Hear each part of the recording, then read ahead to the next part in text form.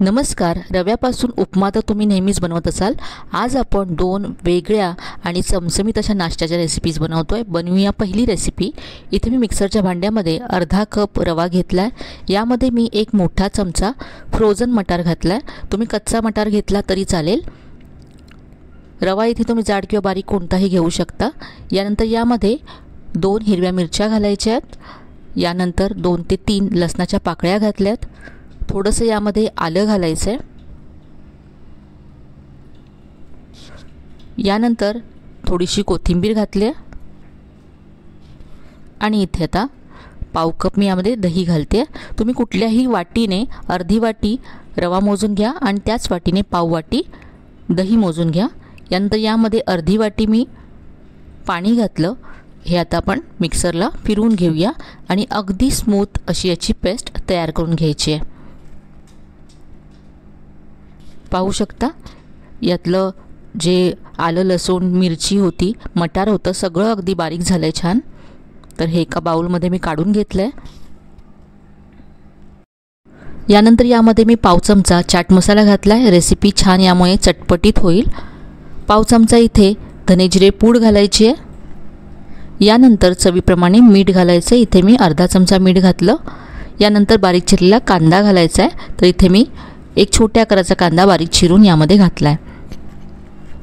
हे सगळं आता मिक्स करून घ्यायचं आहे.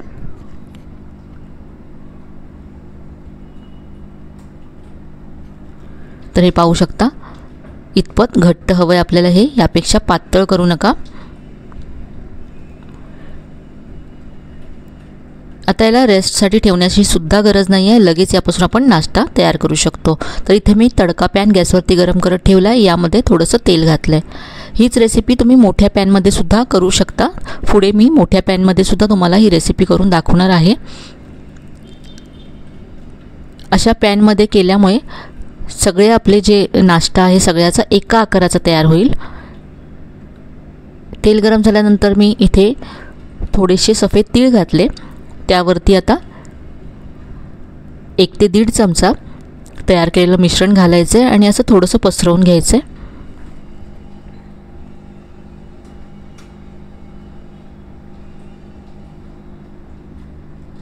आता यावरती झाकण ठेवून 2 ते 3 मिनटं आपण हे भाजून घेऊया.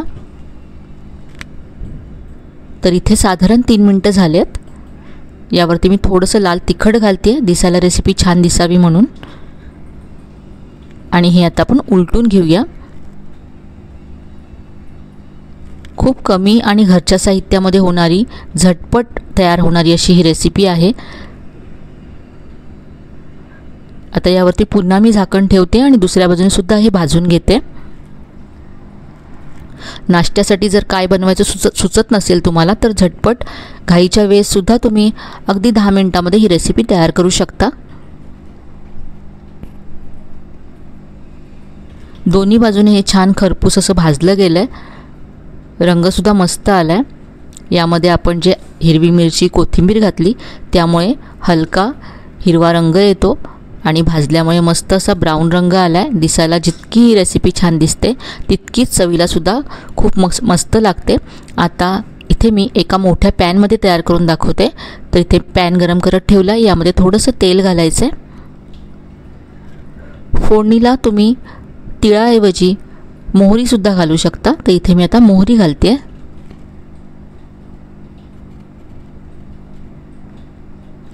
यावरती 1 चमचा पीठ घालायचं आहे. जाडसरच ठेवायचं आहे. झाकण ठेवून भाजून घ्यायचं आहे. 2 ते 3 मिनिटांनंतर झाकण काढून हे आपण उलटून घेऊया.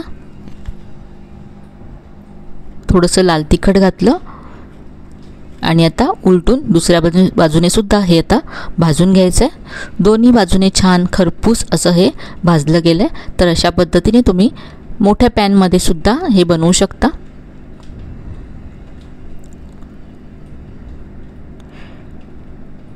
टोमॅटो केचप बरोबर मी इथे सर्व करते. तुम्ही कोणत्याही चटणी बरोबर, कोथिंबीर आणि ओल्या खोबऱ्याच्या चटणी बरोबर, त्याबरोबर कांदा टोमॅटोच्या चटणी बरोबर सुद्धा हे खूप छान लागतं. तर ही होती आपली झटपट होणारी नाश्त्याची रव्यापासून बनणारी वेगळी अशी रेसिपी. नक्की करून पहा, तुम्हाला नक्कीच आवडेल। आता बनवूया दुसरी रेसिपी, जी आपण रव्यापासून अगदी झटपट बनवणार आहोत। तर इथे आता मी एक कढई गॅसवरती गरम करत ठेवली आहे। यामध्ये 2 चमचे तेल घालायचे। तेल गरम झालं की इथे अर्धा चमचा जिरं घालायचे। जिरं छान तडतडलं की यामध्ये हिरवी मिरची घालायची आहे। 2 हिरव्या मिरच्या मी अगदी बारीक चिरून घेतल्यात। मिरची मी थोडीशी परतून घेतली। यानंतर यामध्ये अर्धा चमचा आलं लसणाची पेस्ट घालायची आहे। आता हे सगळं छान परतून घेऊया। मिरची, आलं, लसूण सगळ्याचा कच्चापणा जाईपर्यंत छान परतून घ्यायचं आहे।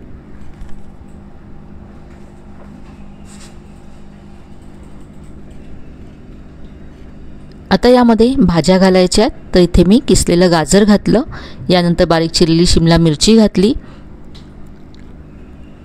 यानंतर इथे मी फ्रोझन मटार घेतला, 1 मोठा चमचा। भाज्यांचं प्रमाण तुमच्या आवडीप्रमाणे तुम्ही इथे कमी जास्त करू शकता। इथे मी शिमला मिरची आणि गाजर 2-2 चमचे घेतले आणि मटार 1 चमचा घेतला। याबरोबरच तुम्ही स्वीटकॉर्नचे दाणेसुद्धा घेऊ शकता, बारीक चिरून घेतलेला कोबी घालू शकता। या भाज्या आता आपल्याला छान अशा परतून घ्यायच्यात। सॉफ्ट होईपर्यंत भाज्या परतून घेऊया।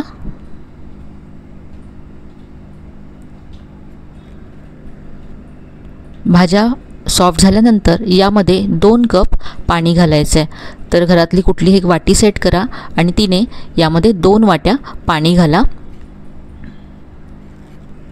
चवीप्रमाणे यामध्ये मीठ घातलं आणि आता पाण्याला उकळी काढून घ्यायची आहे।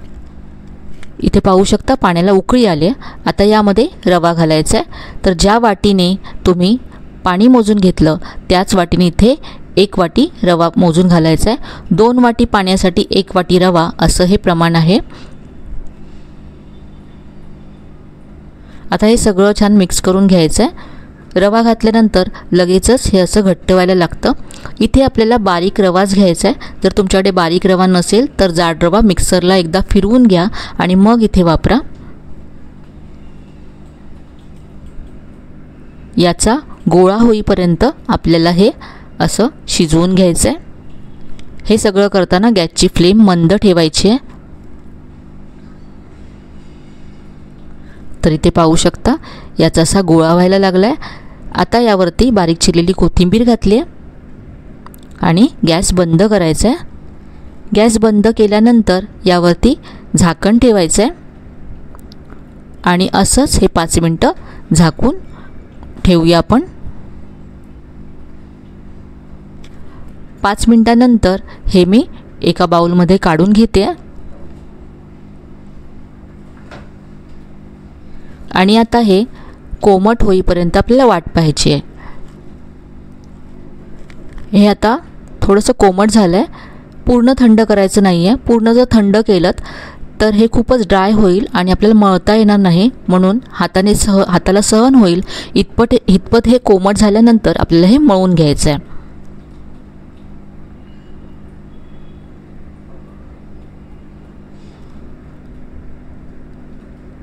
आता याची अशा टिक्क्या बनवायच्या आहेत। भाज्यांबरोबर तुम्ही बटाटासुद्धा यामध्ये किसून घालू शकता। कच्चा बटाटा सोलून किसून तुम्ही जेव्हा आपण भाज्या घातल्या त्या भाज्यांबरोबर घातला तरी चालेल। बारीक चिरलेला कांदासुद्धा घालू शकता। आज मी कांदा घातला नव्हता। तर इथे अशा टिक्क्या बनवून घेतल्यात। अशाच पद्धतीने सगळ्या टिक्क्या तयार करून घेतल्या। आता या टिक्क्या आपण शॅलो फ्राय करणार आहोत, म्हणून मी थोड्याशा चपट्या करून घेतल्या।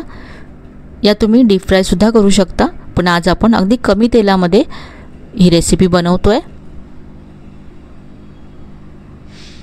2 चमचे इथे तेल घातलं।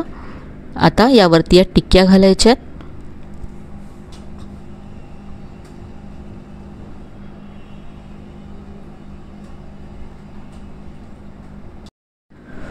मुलं भाज्या खात नाहीत, पण तुम्ही अशा पद्धतीने जर त्यांना टिक्क्या बनवून दिल्या तर अगदी आवडीने खातील। मुलांच्या नाश्त्यासाठी, टिफिनसाठी खूप मस्त अशी ही रेसिपी आहे।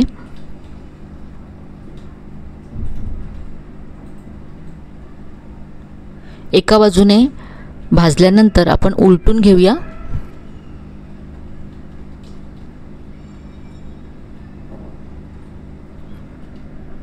आणि आता दुसऱ्या बाजूने सुद्धा या टिक्क्या भाजून घेऊया।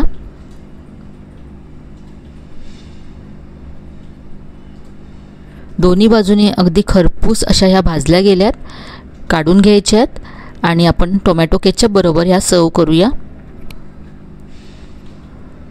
तर अगदी झटपट आणि चवदार अशी ही रेसिपी तयार होते।